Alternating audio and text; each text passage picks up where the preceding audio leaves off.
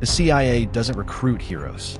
It recruits psychologically adaptable people through a hidden process most people never see.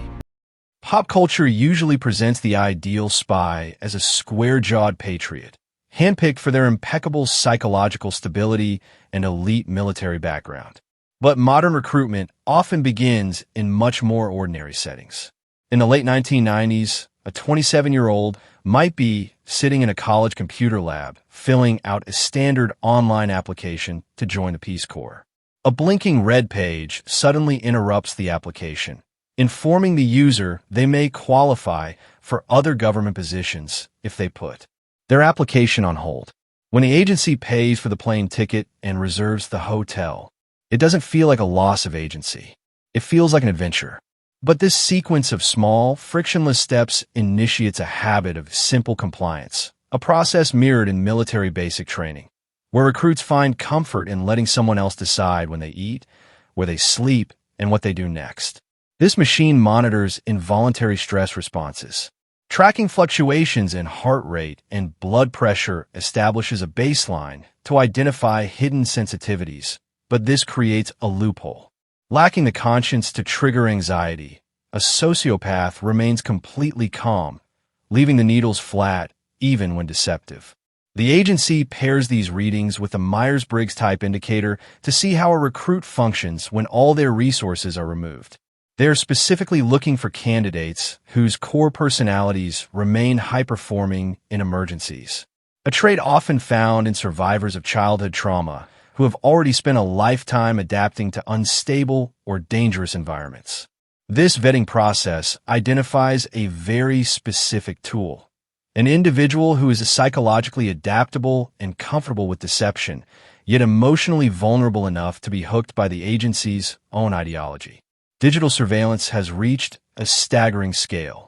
According to the 2017 Vault 7 leaks, the CIA can hijack consumer electronics, turning smart TVs into live microphones, taking control of a vehicle's computer, and intercepting encrypted smartphone data.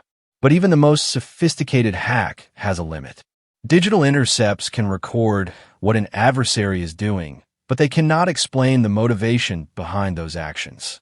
But uncovering those underlying motives requires human intelligence. This is the art of interpersonal manipulation, identifying an asset's vulnerabilities and convincing them to share their secrets. To survive this work, an officer must train their mind to separate perception from perspective. Perception is the subjective emotional data gathered by your five senses. Perspective is the objective, tactical reality of a space around you. Successful recruitment depends on hacking an asset's perspective. The officer must frame the act of betrayal so that the asset believes they are actually doing something righteous for their country or their family. In the field, physical survival often requires counterintuitive thinking. Escaping duct tape bonds, for example, isn't about struggling. It's about raising your hands high, driving them downward with enough force to snap your elbows back and tear the tape at a specific angle. When facing heavy-duty zip ties common in express kidnappings, the escape requires even more physical commitment to force the plastic to snap under the weight of the downward thrust. Even standard-issue handcuffs can be bypassed using a flattened hair barrette. By jamming the metal into the center of the mechanism, an officer can block the internal teeth and slide the cuff open. These techniques work because they prioritize cold, calculated mechanics over the natural human instinct to panic. The reality of this profession is visible in the quiet rows of Arlington National Cemetery. Here, the stories of intelligence officers rarely end with the heroic scene in cinema. Richard Welch was assassinated in Greece in 1975, just weeks after his cover as a CIA station chief was leaked to the local press. Mike Spann became the first American casualty after the September 11th attacks. He was killed during a prison uprising in northern Afghanistan while attempting to maintain security at a makeshift fort. In Beirut, Station Chief Bill Buckley was kidnapped after he broke a simple operational routine. He had set a predictable pattern by leaving his apartment at the same time every day, which allowed a militant group to intercept him in his parking garage. He was later tortured and murdered. In this world, The cost of a single minor pattern or a compromised name is a lonely, unrecorded death.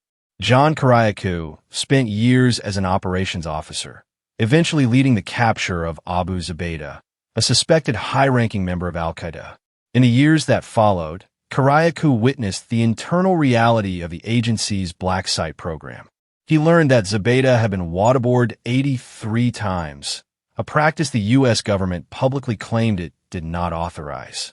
In 2007, Karayaku became the first official to go on national television and confirm that the agency was using waterboarding as a matter of policy. The government's response created a strange double standard. No officer was prosecuted for the interrogation tactics themselves, but Karayaku was sentenced to 30 months in prison for leaking the name of a fellow officer to a journalist. Karayaku's case highlights the ultimate paradox of the agency. The tradecraft used to manipulate the world is eventually turned inward, ensuring the institution survives even when its individual officers are prosecuted, imprisoned, or lost.